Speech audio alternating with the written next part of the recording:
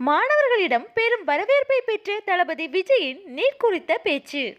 தளபதி விஜய் அவர்கள் தனது 69வது படமான ஜனநாயகன் படத்துடன் தனது சினிமா துறையை விட்டு விலகி முழுநேர அரசியல்வாதியாக களமிறங்க உள்ளார்.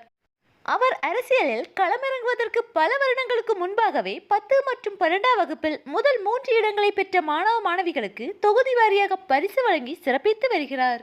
இந்த ஆண்டும் 10ஆம் மற்றும் 12ஆம் வகுப்பில் அதிக மதிப்பெண்கள் பெற்ற மாணவ மாணவிகளுக்கு நேற்று முன்தினம் முதல் கட்டமாக பரிசு வழங்கும் நிகழ்ச்சியானது நடத்தப்பட்டது.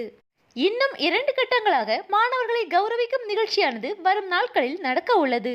பரிசு வழங்கும் நிகழ்ச்சியானது 10 மணி நேரத்திற்கும் மேலாக நடைபெற்றது.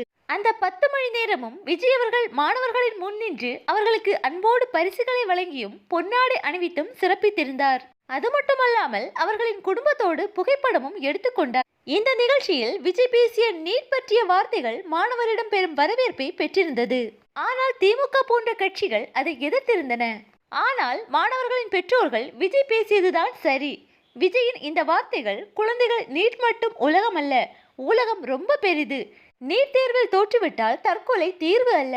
பல துறைகள் இருக்கின்றன, அதில் சாதித்து காட்ட வேண்டும் என்ற எண்ணம் மாணவர்கள் மனதில் வர வேண்டும் என பேசியிருந்தார். விஜயின் இந்த வார்த்தைகள் தெளிவாக மாணவர்களை சென்றடைந்தது என மகிழ்ச்சியுடன் பெற்றோர்கள் தெரிவித்திருந்தனர். இந்நிலையில் எம்ஜிஆர் பல்கலைக்கழகத்தில் தளபதியின் இளம் தோழர்கள் விஜயின் பேச்சை கேட்டுக்கொண்டிருந்த வீடியோ இணையதளங்களில் வைரலாகி வருகிறது.